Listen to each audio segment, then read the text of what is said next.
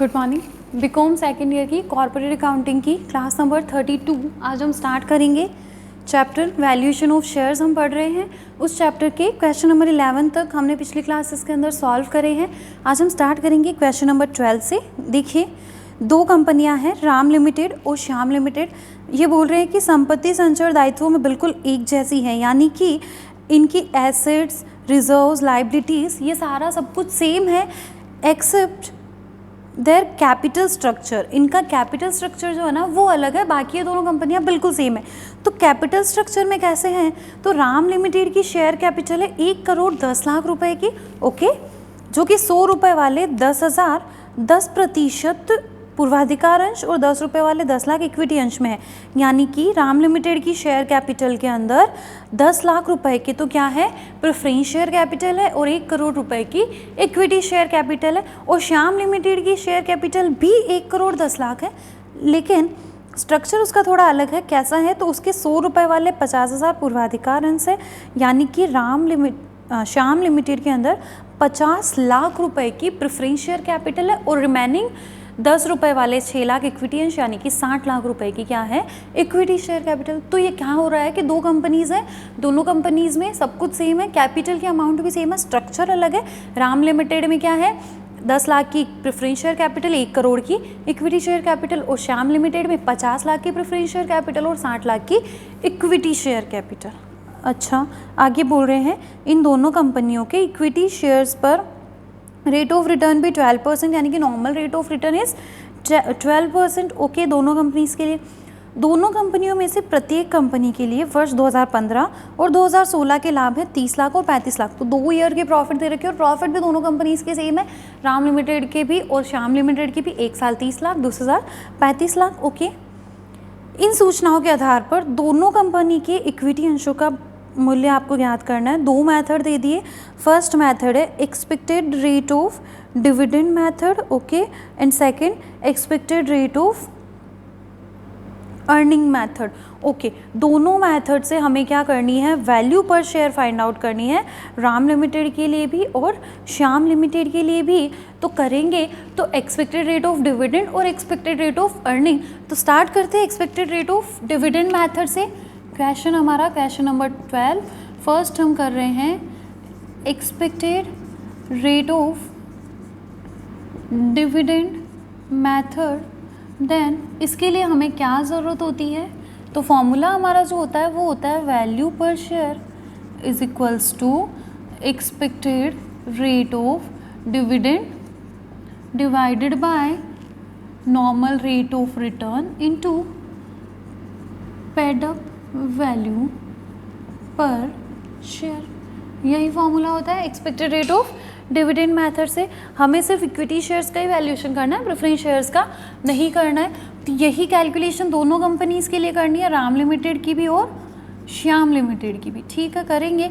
उसके लिए हमारे पास एक्सपेक्टेड रेट ऑफ डिविडेंड तो हो, तो अब हम कैलकुलेशन करेंगे, calculation of expected rate of dividend. इसके लिए हमें अमाउंट चाहिए होती है डिविडेंड की, तो अब हम amount of dividend find out करेंगे। उसके लिए पहले हमें क्या चाहिए, प्रॉफिट्स का एवरेज लेना पड़ेगा। तो यहाँ से हम एवरेज प्रॉफिट्स फाइंड आउट करेंगे। एवरेज प्रॉफिट कैसे फाइंड आउट करेंगे, तो राम लिमिटेड के लिए भी और श्याम लिमिटेड के लिए भी कैलकुलेशन करनी है। तो एवरेज प्रॉफिट फाइंड आउट करते हैं। एवरेज प्रॉफिट की इन्फॉर्मेशंस क्या है, 2 साल के प्रॉफिट दे रखे, एक का 30 लाख, एक का 35 लाख, डिवाइड कर दो 2 से, तो ये आ जाएंगे ₹32,50,000। अब हम करते हैं calculation of amount available for distribution of dividend. यही होगी हमारे एक्सपेक्टेड अमाउंट ऑफ डिविडेंड। चलिए स्टार्ट करते हैं। डिविडेंड कितना डिस्ट्रीब्यूट करेंगी, दोनों कंपनीज के लिए अलग अलग, राम लिमिटेड के लिए और श्याम लिमिटेड के लिए। कैसे, तो एवरेज प्रॉफिट, दोनों के एवरेज प्रॉफिट सेम है, 32,50,000, 32,50,000। अब हमें यहाँ से निकालना है कि इस प्रॉफिट में से कितना डिविडेंड के रूप में डिस्ट्रीब्यूट किया जाएगा इक्विटी शेयर होल्डर्स को। तो तो देखिए दोनों कंपनीज़ के अंदर प्रेफरेंस शेयर कैपिटल है और रेट ऑफ डिविडेंड के लिए अमाउंट ऑफ डिविडेंड जो चाहिए होती है उसको हम दूसरी लैंग्वेज में कहते हैं amount available for equity share holders. तो amount available for equity share holders निकालने के लिए प्रेफरेंस शेयर डिविडेंड को माइनस करना पड़ता है, क्योंकि किसी भी कंपनी के प्रॉफिट्स में से वो क्या करेगी, पहले प्रेफरेंस शेयर होल्डर्स को डिविडेंड देगी, रिमेनिंग वो अपने इक्विटी शेयर होल्डर्स को डिस्ट्रीब्यूट कर सकती है। तो यहाँ से अब हम लेस कर देंगे प्रेफरेंस शेयर डिविडेंड। तो दोनों कंपनीज़ की प्रेफरेंस शेयर कैपिटल अलग अलग दे रखी है ना। देखिए राम लिमिटेड में 10 लाख रुपए की प्रेफरेंस शेयर कैपिटल है और वहाँ परसेंटेज है 10%। तो राम लिमिटेड में तो 10 लाख का 10% और श्याम लिमिटेड में प्रेफरेंस शेयर कैपिटल है 50 लाख रुपए की जो कि 10% है। तो यहाँ 50 लाख का 10%, तो यहाँ तो माइनस होगा 1 लाख और यहाँ से माइनस हो जाएंगे 5 लाख। तो यहाँ हमारे पास क्या आ जाएंगी, एक्सपेक्टेड अमाउंट ऑफ डिविडेंड। तो ये हो गया 31,50,000, 27,50,000। दोनों कंपनीज़ के लिए हमारे पास क्या आ गई, एक्सपेक्टेड अमाउंट ऑफ डिविडेंड आ गई। अब एक्सपेक्टेड अमाउंट ऑफ डिविडेंड आ गई तो फिर रेट ऑफ डिविडेंड भी आराम से फाइंड आउट हो जाएगी। तो यहाँ हम कैलकुलेशन कर लेते हैं। Next, rate of dividend is equals to amount of dividend divided by paid up equity share capital into 100। दोनों कंपनीज़ के लिए करेंगे, राम लिमिटेड के लिए भी और श्याम लिमिटेड के लिए भी। तो देखिए राम लिमिटेड की एक्सपेक्टेड अमाउंट ऑफ डिविडेंड कितनी आ रही है, 31,50,000 और राम लिमिटेड की जो पेड अप शेयर कैपिटल है इक्विटी वो है 1 करोड़। मल्टीप्लाई कर दो 100 से तो रेट आ जाएगी 31.5%। इसी तरह नेक्स्ट जो हमारी श्याम लिमिटेड है उसकी पेड अप कैपिटल 60 लाख की है, डिविडेंड 27,50,000, 60 लाख की कैपिटल मल्टीप्लाई करो 100 से, हमारे पास आ जाएगी expected rate of dividend for Shyam limited is 45.83%। दोनों की एक्सपेक्टेड रेट ऑफ डिविडेंड्स आ गई, दोनों की बाकी इन्फॉर्मेशन हमारे पास है तो पर शेयर वैल्यू फाइंड आउट कर सकते हैं। कैसे, तो राम लिमिटेड के लिए expected rate of dividend 31.5 divide करेंगे नॉर्मल रेट ऑफ रिटर्न। तो नॉर्मल रेट ऑफ रिटर्न दोनों के लिए ही 12% दे रखी है 12 से, और पेड अप वैल्यू पर शेयर। तो राम लिमिटेड की शेयर्स देखिए 10 lakh equity shares of ₹10 each, that means 10। यहाँ से हमारे पास राम लिमिटेड की शेयर्स की वैल्यू आएगी। इसी तरह श्याम लिमिटेड में रेट ऑफ डिविडेंड है हमारी 45.83, बाकी ये 12 है, और राम लिमिटेड की श्याम लिमिटेड की शेयर्स भी है वो भी 10 रुपये वाली ही है। यहाँ हमारे पास आ जाएगी पर शेयर वैल्यू 26.25, 38.19। ये हमारा वैल्यूएशन हो गया as per expected rate of dividend method, Ram limited के शेयर्स का भी और श्याम लिमिटेड के शेयर्स का भी। अब आते हैं सेकंड हमारा method, expected rate of earning method. यहाँ से क्या फाइंड आउट करनी है, वैल्यू पर शेयर। तो वैल्यू पर शेयर का फॉर्मूला क्या होगा, expected rate of earning divided by normal rate of return multiplied by paid up value पर शेयर। यही होता है एक्सपेक्टेड राम लिमिटेड और श्याम लिमिटेड दोनों के लिए। तो एक्सपेक्टेड रेट ऑफ अर्निंग की कैलकुलेशंस हम कर ले अगर, तो वैल्यूएशन आराम से हमारा हो जाएगा। तो एक्सपेक्टेड रेट ऑफ अर्निंग जो होती है वो हमारी होती है profit after tax divided by net capital employed into 100। तो चलिए यहाँ हम कैलकुलेशन करते हैं, calculations of rate of earning. तो फॉर्मूला क्या है हमारी रेट ऑफ अर्निंग का, profit after tax divided by net capital employed into 100। अब राम लिमिटेड के लिए भी और श्याम लिमिटेड के लिए भी प्रॉफिट आफ्टर टैक्स, तो जो हमारा प्रॉफिट आया है उसी को क्या माना जाएगा, हमारा profit after tax. Average profit जो हमने निकाला है कितना, तो 32,50,000, 32,50,000, तो ये हमारा normal profit after tax 32,50,000 Ram limited के लिए भी और श्याम लिमिटेड के लिए भी।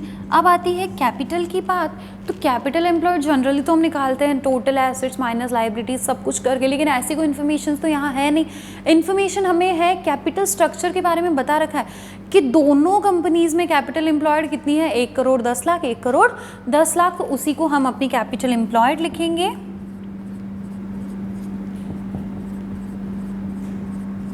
मल्टीप्लाइड बाय 100, हमारे पास दोनों के लिए आ जाएगी रेट ऑफ अर्निंग। देखिए मैंने पहले भी जब हमने कैपिटल एम्प्लॉयड निकालना सीखा था तब भी मैंने दोनों साइड वाली वो बैलेंस शीट बनाकर बताया था कि कैपिटल एम्प्लॉयड कैपिटल रिजर्व्स को ऐड करके भी निकाली जा सकती है और एसेट्स वाली साइड से भी हम निकाल सकते हैं। तो यहाँ हमें और कुछ इन्फॉर्मेशन तो है नहीं कि हम कैपिटल के अंदर रिजर्व भी ऐड करें फिर उसमें से हम फिक्टिशियस एसेट्स वगैरह को माइनस करें, तो ऐसा ही कुछ पॉसिबल नहीं है।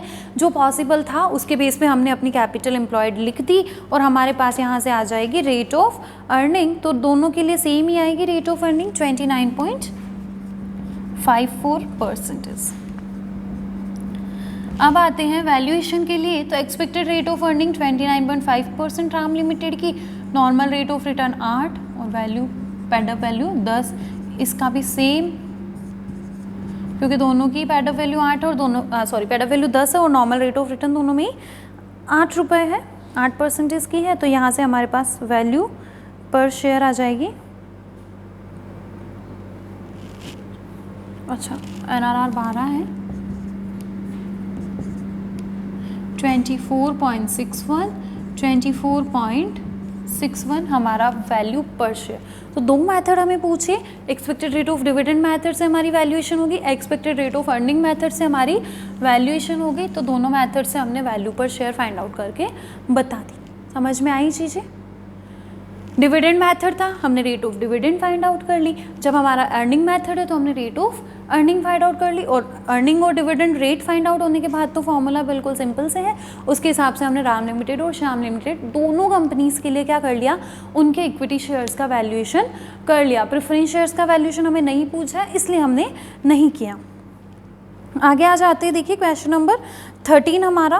क्वेश्चन नंबर 13 गिवन है, संजय लिमिटेड की पेड अप शेयर कैपिटल में 100 रुपये वाले 2008% प्रेफरेंस शेयर्स है, 50 रुपये वाले 10,000 इक्विटी शेयर्स है। दोनों तरीके की शेयर कैपिटल आपके पास है, प्रेफरेंस शेयर भी है, इक्विटी शेयर्स भी है, ठीक है। कंपनी के आर्टिकल्स ऑफ एसोसिएशन यानी कि पार्षद अंतर नियमों के अंतर्गत लाभों में से अधिमान अंशों पर 8% लाभांश, प्रेफरेंस शेयर पर कितना डिविडेंड देना है, 8% डिविडेंड देना है, ओके। और इक्विटी अंशों पर 12% लाभांश का भुगतान करना है। दोनों शेयर्स के लिए आपको रेट ऑफ डिविडेंड दे ही रखी है कि प्रेफरेंस शेयर्स पर तो आपको 8% डिविडेंड देना है, इक्विटी शेयर्स पर आपको 12% डिविडेंड देना है। इसके बाद ये दोनों हो जाए, उसके बाद बचे हुए लाभ का 1/10 भाग अधिमान अंशों को और मिलने का अधिकार है। 1/10 पार्ट जो प्रॉफिट है ना, 1/10 पार्ट ऑफ योर प्रॉफिट, वो आपके प्रेफरेंस शेयर होल्डर्स को एडिशनल डिविडेंड के रूप में और मिलेगा, और शेष बचे हुए लाभ के इक्विटी अंशधारी अधिकारी हैं, ठीक है। अब देखिए मैं आपको एक प्रेफरेंस शेयर्स के जो टाइप्स होते हैं उनमें 2 टाइप ये भी होते हैं, पार्टिसिपेटिंग प्रेफरेंस शेयर्स होते हैं और नॉन पार्टिसिपेटिंग प्रेफरेंस शेयर होते हैं, भागीदारी और गैर भागीदारी। तो भागीदारी या पार्टिसिपेटिंग प्रेफरेंस शेयर्स क्या होते हैं, तो प्रेफरेंस शेयर्स पर हमें पता है कि एक फिक्स्ड रेट ऑफ डिविडेंड तो होता ही है, वो उनके परसेंटेज उनके शेयर्स के साथ में ही लिखे हुए होते हैं, तो वो तो उनको मिलता ही है। लेकिन पार्टिसिपेटिंग प्रेफरेंस शेयर्स क्या होते हैं कि वहाँ पर होता है कि आपको अपना डिविडेंड तो मिलने वाला है, उसके बाद इक्विटीज़ की भी रेट यहाँ पर फिक्स्ड होती है एक तरीके से कि इतना इक्विटी शेयर्स को डिविडेंड दिया जाएगा, और उसके बाद अगर प्रॉफिट बचता है तो उसमें भी आपका कुछ शेयर रहेगा। तो ऐसे प्रेफरेंस शेयर्स क्या कहलाते हैं, पार्टिसिपेटिंग प्रेफरेंस शेयर्स। और ऐसे प्रेफरेंस शेयर्स जिन पर कि उनके फिक्स रेट से डिविडेंड मिलने के बाद और कुछ नहीं मिलने वाला, वो नॉन पार्टिसिपेटिंग। तो यहाँ जो प्रेफरेंस शेयर के इन्फॉर्मेशन है वो हमें पता चल रहा है कि ये कौन से शेयर्स है, पार्टिसिपेटिंग प्रेफरेंस शेयर्स है। कैसे, तो इनको अपना फिक्स 8% डिविडेंड तो मिल रहा है, उसके बाद इक्विटी पर 12% डिविडेंड देने के बाद के प्रॉफिट पर भी इनको 1/10 पार्ट मिल रहा है। दैट मीन्स ये पार्टिसिपेटिंग प्रेफरेंस शेयर्स है। तो जितना जितना जिसको देने के लिए जैसे जैसे बोला गया क्वेश्चन के अंदर वैसे वैसे हम देंगे, और टोटल अमाउंट डिविडेंड देख लेंगे कितना आता है। आगे बोल रहे हैं डेप्रिसिएशन और टैक्स का प्रोविज़न कर लिया, उसके बाद कंपनी के एनुअल एवरेज प्रॉफिट है ₹1,76,000 के, ठीक है, ये कंपनी के प्रॉफिट्स है 1,76,000। नॉर्मल रेट ऑफ रिटर्न आपको दे रखी है, प्रेफरेंस शेयर्स पर नॉर्मल रेट ऑफ रिटर्न आपकी 10 है और इक्विटी शेयर्स पर नॉर्मल रेट ऑफ रिटर्न 12% है। ओके, कंपनी के आपको वैल्यूएशन करना है, वैल्यू पर preference share, value per equity share आपको फाइंड आउट करना है, लेकिन आपको कॉर्पोरेट डिविडेंड डिस्ट्रीब्यूशन टैक्स का ध्यान नहीं रखना है। यहाँ अब मेथड जो है ना वो बिल्कुल डिफरेंट सा चलेगा, ना तो कोई नेट एसेट मेथड से हम कर रहे हैं, ना तो कोई यील्ड वैल्यूएशन से कर रहे हैं। अब क्वेश्चन के अंदर जब इस तरीके की इन्फॉर्मेशन होती है ना, तो वैल्यूएशन किस तरीके से करना है, करते हैं हम, बिल्कुल डिफरेंट सा क्वेश्चन है ये। पार्टिसिपेटिंग प्रेफरेंस शेयर्स वाला क्वेश्चन है कि आपके भागीदारी वाले अधिमान अंश जिनको अपने शेयर के अलावा, अपने फिक्स्ड पर्सन के अलावा भी एडिशनल कुछ डिविडेंड मिलता है। देखिए स्टार्ट करते हैं क्वेश्चन नंबर 13 को हम जो जो इन्फॉर्मेशन दे रखी है उसके हिसाब से करते जाते हैं। सबसे पहले हमें गिवन है profit after tax and depreciation, कितना दे रहे हैं, ₹1,76,000। इस प्रॉफिट में से आप क्या करते हैं, तो इस प्रॉफिट में से हम अपने प्रेफरेंस शेयर होल्डर्स को भी डिविडेंड देते हैं, अपने इक्विटी शेयर होल्डर्स को भी डिविडेंड देते हैं, और अगर रिजर्व्स वगैरह कुछ रखना हो तो वो सब कुछ किया जाता है इस प्रॉफिट में से। यहाँ हमें गिवन है कि सबसे पहले तो दो 8% प्रेफरेंस शेयर डिविडेंड, सिंपल, सबसे पहले वही दिया जाएगा। प्रेफरेंस शेयर कैपिटल कितनी है, तो प्रेफरेंस शेयर कैपिटल है 2 लाख रुपए की, तो 2 लाख की कैपिटल पर 8% यानी कि 16,000। ओके, माइनस किया 16,000, ये 1,60,000। इसके बाद दे दो 12% equity share dividend. Equity share capital कितनी, तो इक्विटी शेयर कैपिटल 5 लाख की। ओके, 5 लाख पर 12% यानी कि 60,000, माइनस किया 1 लाख रुपए। अब क्या बोला कि आपके प्रेफरेंस शेयर्स पर इक्विटी को देने के बाद का जो प्रॉफिट बच रहा है उसका 1/10 इनको और मिलेगा एज अ डिविडेंड, तो यहाँ क्या लिखेंगे, additional dividend. Additional dividend to preference share holders, कितना, तो आपका जो प्रॉफिट बचा है उसका 1/10 यानी कि 1 लाख का 1/10 यानी कि ₹10,000।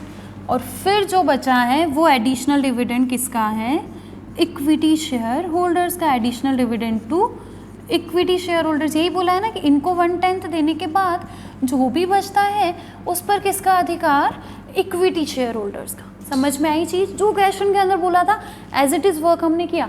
प्रॉफिट दे रखा था, ठीक है, आपको बोला 8% प्रेफरेंस शेयर डिविडेंड देना है, दिया, फिर 12% इक्विटी शेयर डिविडेंड देना है, दिया, फिर बचे प्रॉफिट का 1/10 प्रेफरेंस शेयर होल्डर्स को मिलना है और रिमेनिंग आपका किसका हो जाएगा, इक्विटी शेयर होल्डर्स का।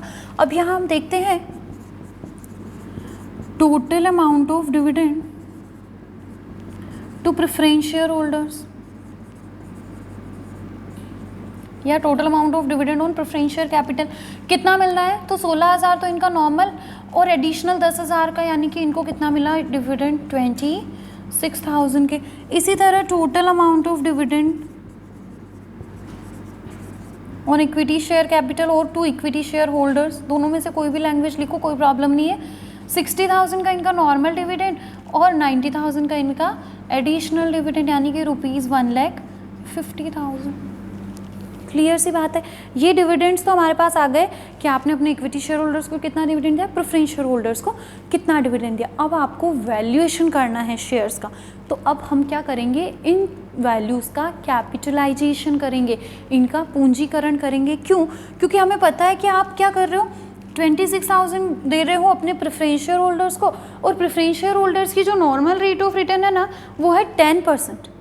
मतलब अगर दूसरी कंपनी 10% डिविडेंड दे तो 26,000 का कब बनेगा, जब कैपिटल हो 2,60,000 की, यानी आपके प्रेफरेंस शेयर जो है ना वो 2,60,000 की वैल्यू वाले हैं। तो यहाँ अब हम निकालेंगे capitalised value of preference shares is equals to dividend divided by normal rate of return into 100, preference share dividend total 26,000, normal rate of return इनकी 10 और ये 100, मतलब कि आपके प्रेफरेंस शेयर्स की वैल्यू कितनी है टोटल 2,60,000। तो वैल्यू पर प्रेफरेंस शेयर, एक प्रेफरेंस शेयर की वैल्यू कितनी हो जाएगी, तो 2 लाख कैपिटलाइज्ड वैल्यू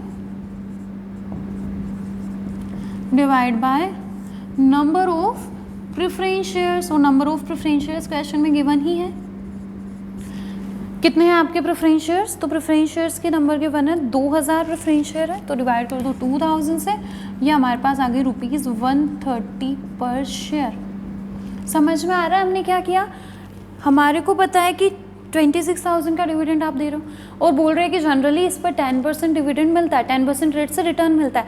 तो अगर 10% रेट से रिटर्न दिया जाता है और हम 26,000 दे रहे हैं, दैट मीन्स हमारी वैल्यू कितनी है शेयर्स की, 2,60,000 की। तभी तो नॉर्मली अगर 10% दिया जाए तो 26,000 दिया जा सकता है। तो जब सारे शेयर्स की वैल्यू मिला के 2,60,000 है, तो 2,000 शेयर्स की वैल्यू कितनी हो गई, एक शेयर की वैल्यू आ गई 130 रुपये। इसी तरह कैपिटलाइजेशन करेंगे किसका, इक्विटी शेयर्स का भी, तो capitalised value of equity shares कैसे, वही same formula, dividend upon normal rate of return into 100। Dividend equity share holders का 1,50,000, यहाँ नॉर्मल रेट ऑफ रिटर्न, तो इक्विटी के लिए नॉर्मल रेट ऑफ रिटर्न अलग दे रखी है, ध्यान रखना। इक्विटी शेयर्स के लिए दे रखी है 12%, ये आ गई 12,50,000 रुपये। तो सेम वही वैल्यू पर शेयर फाइंड आउट कर लेंगे, value per equity share is equals to capitalised value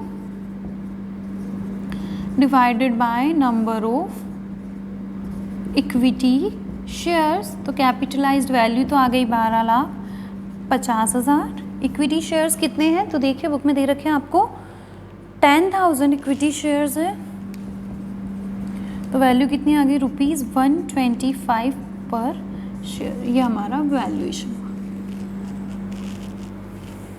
समझ में आई चीज़, क्या किया हमने, क्लियर हुआ बिल्कुल।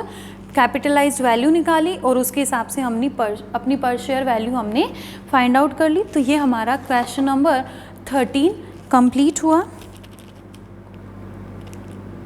अब इसके बाद देखिए नेक्स्ट क्वेश्चन नंबर 14 पर अब हम आ जाते हैं। क्वेश्चन नंबर 14 आपको बोल रहा है कि आपके एक्स लिमिटेड है, उसकी कैपिटल है 10 लाख रुपए की, ओके। एक्स लिमिटेड की कैपिटल है 10 लाख, जो कि 50 रुपये वाले 20,000 इक्विटी अंशों में विभाजित है।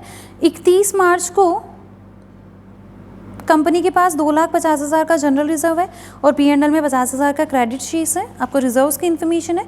जनरल रिजर्व में कंपनी के प्रत्येक 5 अंश के धारकों को 50 रुपये वाला एक बोनस सम मूल्य पर निर्गमित करने का प्रस्ताव किया गया है। जनरल रिजर्व में से आप क्या कर रहे हो, बोनस इशू कर रहे हो, किस रेट पर, तो जिनके पास 5 शेयर है इक्विटी, उनको एक नया शेयर 50 वाला बोनस दिया जाएगा।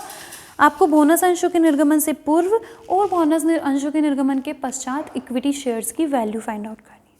ओके, देखिए कैपिटल स्ट्रक्चर हमें क्वेश्चन में गिवन है, कैपिटल स्ट्रक्चर दे रखा है, तो उसके बाद रिजर्व के अंदर आपका जो 2,50,000 का बैलेंस है, 5 के बदले 1 शेयर देना है। तो आपके टोटल शेयर्स कितने 20,000 है, 5 के बदले 1 शेयर देना है, तो कितने नए शेयर्स दे देंगे, 4,000 बोनस शेयर हो जाएंगे। तो अब चेंज क्या आएगा उसको हम समझेंगे। बोनस जो दिया जाता है ना शेयर्स के रूप में, वो बोनस हमेशा फ्री ऑफ कॉस्ट दिया जाता है, यानी कि आप अपने एग्जिस्टिंग शेयर होल्डर्स को फ्री ऑफ कॉस्ट नए शेयर्स दे रहे हैं। जिन्होंने 5 शेयर होल्ड कर रखे हैं उनको कंपनी 1 शेयर और दे रही है और उसके लिए उनसे कोई पैसा वसूल नहीं किया जाएगा। देखिए बहुत सिंपल सा क्वेश्चन है, इस चीज़ को हम समझते हैं। हम क्या फाइंड आउट करेंगे, वैल्यू पर शेयर, उसके लिए हमें नेट एसेट चाहिए होगी, कंपनी की क्या चाहिए होगी, क्योंकि इस मेथड में तो हमें समझ में आ रहा है कि कैपिटल स्ट्रक्चर दे रखा है और उसके अलावा एडिशनल ऐसी कोई इन्फॉर्मेशन नहीं है कि हम किसी और मेथड से जा सके। यहाँ पर ना तो कोई normal rate of return given है, कुछ नहीं है, तो यील्ड वैल्यूएशन तो हो ही नहीं सकता। कौन सा वैल्यूएशन होगा, इंट्रिंसिक वैल्यू से होगा। तो नेट एसेट्स चाहिएगी, तो नेट एसेट्स वही 2 मेथड है कि या तो total assets minus outsider liability कर लो, या फिर capital plus reserve minus fictitious assets. तो फिक्टिशियस एसेट्स की इन्फॉर्मेशन तो नहीं है, लेकिन कैपिटल और रिजर्व्स तो है, तो फिर हम कैलकुलेशन कर सकते हैं। तो चलिए, before issue of bonus shares, पहले हम इस चीज को देखते हैं। नेट एसेट्स कैसे फाइंड आउट होगी? कैपिटल, शेयर कैपिटल और प्लस कर देंगे यहाँ पे रिजर्व्स, और रिजर्व्स के नाम पे जनरल रिजर्व है और रिजर्व के नाम पे एक प्रॉफिट एंड लॉस है। करें स्टार्ट। देखिए कैपिटल कितनी दे रखी है आपको? 10 लाख रुपए की, जनरल रिजर्व 250 का, ये कैपिटल 10 लाख रुपए की, जनरल रिजर्व 250 का, और आपके प्रॉफिट एंड लॉस अकाउंट में बैलेंस है 50,000 का। टोटल कितनी नेट एसेट्स आ गई? 13 लाख रुपए की। सिंपल। तो वैल्यू पर शेयर, नेट एसेट्स है, नंबर ऑफ इक्विटी शेयर्स भी है, तो दिक्कत कहाँ है? Net assets upon number of equity shares, तो net assets 13 lakh, number of equity shares कितने हैं हमारे? देखिए 20,000 इक्विटी शेयर्स, देन 13 लाख को 20,000 से डिवाइड कर दो तो हमारे पास आ जाएगी पर शेयर वैल्यू ₹65। प्री बोनस थी ये कैलकुलेशंस। अब after issue of bonus shares,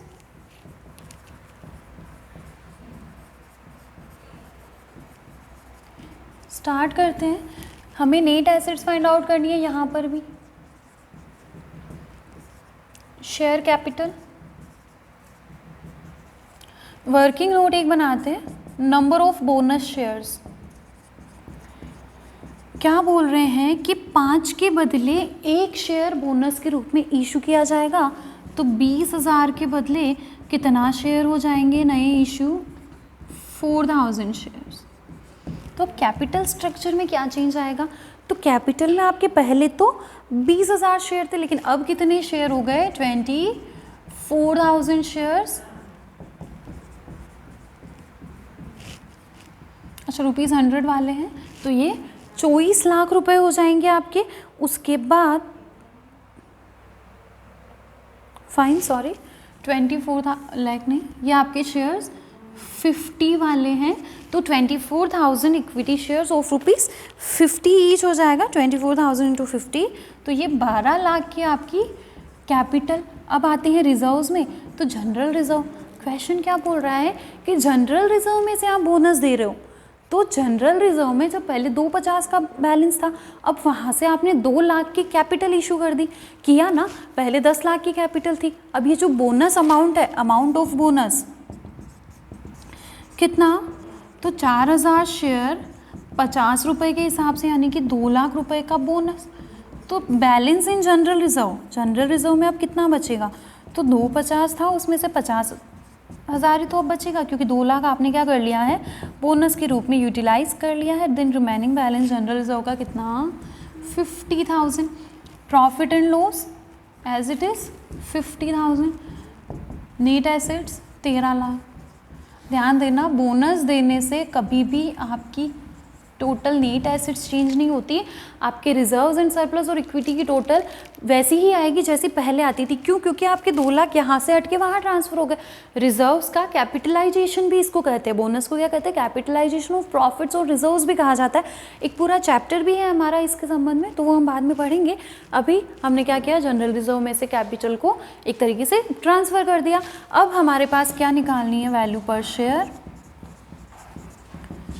net assets divided by number of equity shares. Net assets है 13 लाख रुपए की, नंबर ऑफ इक्विटी शेयर्स हमारे 24,000, तो हमारे पास वैल्यू 24,000 हो गए ना, 20,000 पहले थे और 4,000 हमारे बोनस इशू हुए, 54.17 पर शेयर। ये हमारी intrinsic value after issue of bonus shares.